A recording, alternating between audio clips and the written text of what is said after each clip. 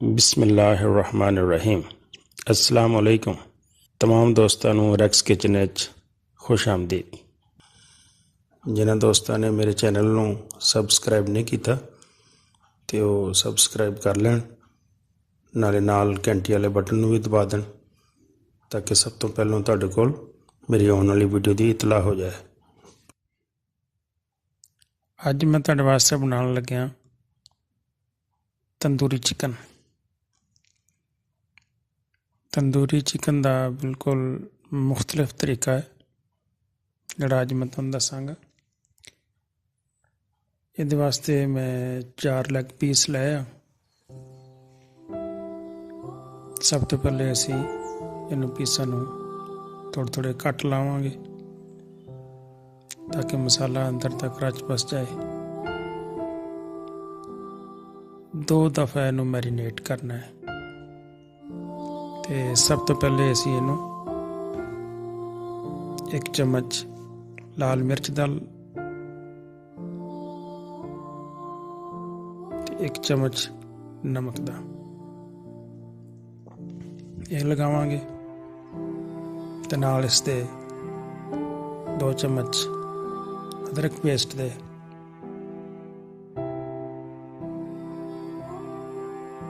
ते 2 चम्मच लसन पेस्ट। इस तो बाद असी थोड़ा जिहा सिरका इस्तेमाल करांगे। इहदे विच तकरीबन 2 चम्मच ते 2 चम्मच या 1.5 चम्मच लेमन जूस का इस्तेमाल करते हैं।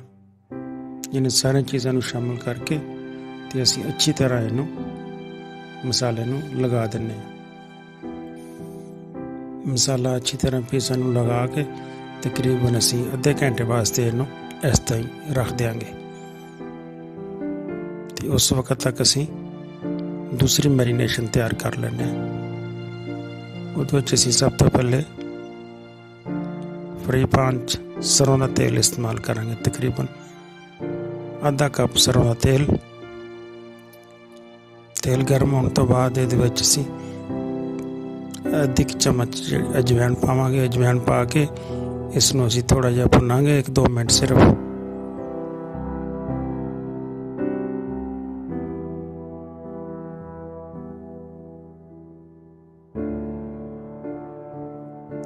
इस तो बाद असीं इहदे विच तकरीबन 3 चम्मच बेसन दे पाउने। बेसन पा के हल्की अग दे नाल इसनूं भुनना है। ख्याल रखना है कि ये कच्चा भी ना रह जाए। अगर कच्चा होएगा तो टेस्ट बिल्कुल नहीं आएगा और अगर ज़्यादा सड़ गया तो फिर भी जायका ख़राब हो जाएगा। हल्की अग ते 3-4 मिनट सिर्फ इनू भुनना है, हिलाते रहना है इस तरह।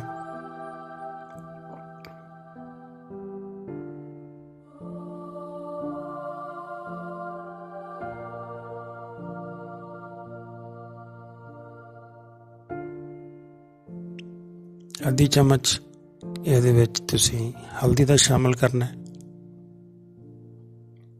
ਤੇ अच्छी तरह हिला के इस ਨੂੰ ठंडे होने वास्ते रख देना। साडी ये मैरीनेशन भी तैयार हो गई।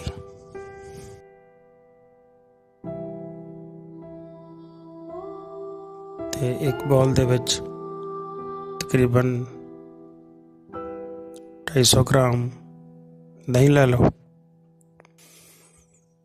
दही दे विच आधी चम्मच सुरख मिर्च शामिल कर लो क्योंकि असी मिर्च पहले मैरीनेशन विच भी इस्तेमाल की हुई है।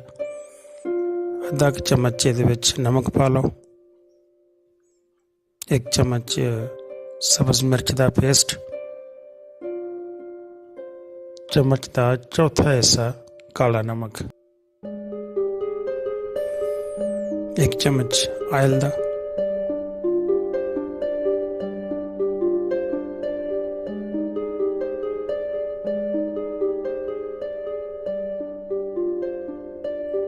चीज़ां पा के ते अच्छी तरह इनू हल कर लो।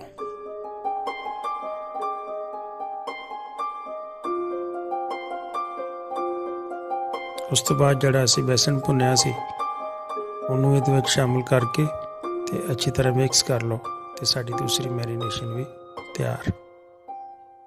ਤੇ ਜਿਹੜੇ ਪੀਸ ਸਾਡੇ ਪਹਿਲੇ ਮਸਾਲਾ ਲਾ ਕੇ ਰੱਖੇ ਸੀ ਅਸੀਂ, ਤਕਰੀਬਨ ਅੱਧਾ ਘੰਟਾ ਉਹਨਾਂ ਨੂੰ ਹੋ ਗਿਆ। ਤੇ ਹੁਣ ਅਸੀਂ ਇਹ ਜਿਹੜਾ ਦੂਸਰਾ ਮਸਾਲਾ ਹੈ ਇਹ ਲਗਾ ਕੇ ਤੇ ਇਹਨੂੰ ਤਕਰੀਬਨ 3-4 ਘੰਟੇ ਵਾਸਤੇ ਰੱਖਾਂਗੇ ਤਾਂ ਕਿ ਅੱਛੀ ਤਰ੍ਹਾਂ ਮਸਾਲਾ ਐਨ ਰਚ ਜਾਏ।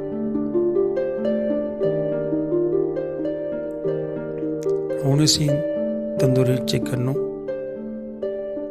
ਬਣਾਉਣਾ ਸ਼ੁਰੂ ਕਰਦੇ ਹਾਂ। ਅਸੀਂ ਬਗੈਰ ਓਵਨ ਤੋਂ ਫਰਾਈ ਪੈਨ 'ਚ ਹੀ ਇਹਨੂੰ ਬਣਾਵਾਂਗੇ। ਬਿਲਕੁਲ ਸੌਖਾ ਅਤੇ ਆਸਾਨ ਤਰੀਕਾ। ਤੇਲ ਪਾ ਕੇ ਗਰਮ ਹੋਣ ਦਿਓ। ਪਹਿਲੇ ਅਸੀਂ ਇਧਰਲੀ ਸਾਈਡ ਰੱਖਾਂਗੇ ਅਤੇ ਇਹਨੂੰ ਤੇ ਕੋਈ 3-4 ਮਿੰਟ ਅਸੀਂ ਪਹਿਲੇ ਪਕਾਵਾਂਗੇ। ਫਿਰ ਦੂਜੀ ਸਾਈਡ ਅਸੀਂ ਫਰਾਈ ਕਰਨੀ ਹੈ।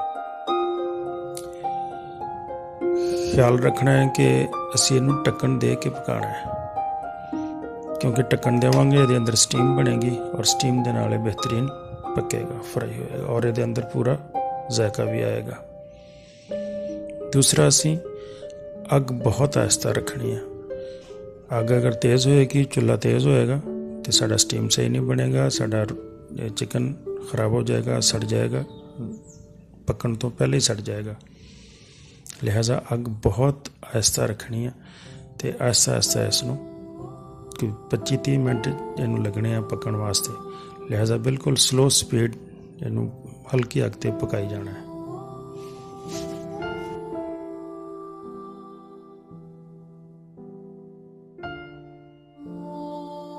ਇਸ ਤਰ੍ਹਾਂ ਵੱਖਰੇ ਨਾ ਤੁਸੀਂ ਢੱਕਣ ਚੱਕ ਕੇ ਇਸ ਨੂੰ ਪਲਟਦੇ ਵੀ ਰਹਿਣਾ ਹੈ, ਹਿਲਾਉਂਦੇ ਵੀ ਰਹਿਣਾ ਹੈ।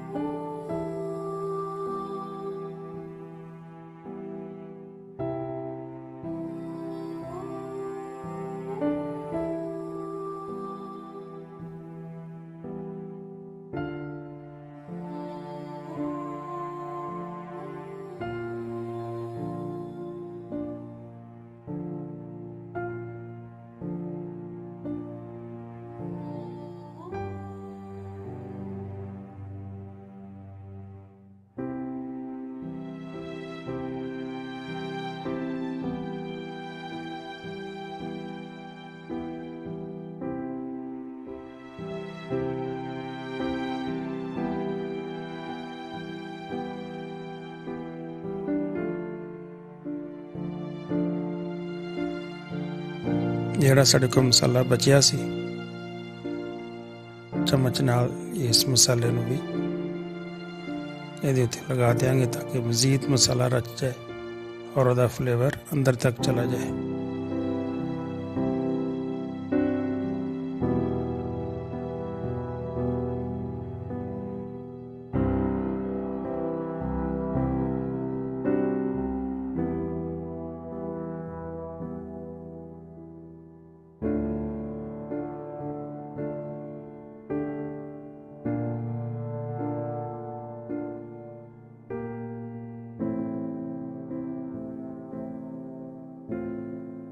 ਸਾਡੇ ਪੀਸ ਤਕਰੀਬਨ ਤਿਆਰ ਹੋ ਗਏ। ਹੁਣ ਅਸੀਂ ਇਹਨਾਂ ਨੂੰ ਤੰਦੂਰੀ ਚਿਕਨ ਬਣਾਉਣ ਵਾਸਤੇ ਧੂਆਂ ਦਿਆਂਗੇ। ਜਿਹੜਾ ਸਾਰਾ ਧੂਆਂ ਦਾ ਫਲੇਵਰ ਹੈ ਉਹ ਚਿਕਨ ਦੇ ਵਿੱਚ ਆ ਜਾਏਗਾ। ਇਸ ਤਰ੍ਹਾਂ ਅਸੀਂ ਇਹਨੂੰ ਰੱਖਾਂਗੇ। ਥੋੜ੍ਹਾ ਜਿਹਾ ਉੱਤੇ ਆਇਲ ਪਾਉਣਾ ਅਤੇ ਢੱਕਣ ਬੰਦ ਕਰ ਦਿਓ ਅਤੇ ਧੂਏ ਦੀ ਸਾਰੀ ਖੁਸ਼ਬੂ ਇਹਦੇ ਵਿੱਚ ਸ਼ਾਮਲ ਹੋ ਜਾਏਗੀ।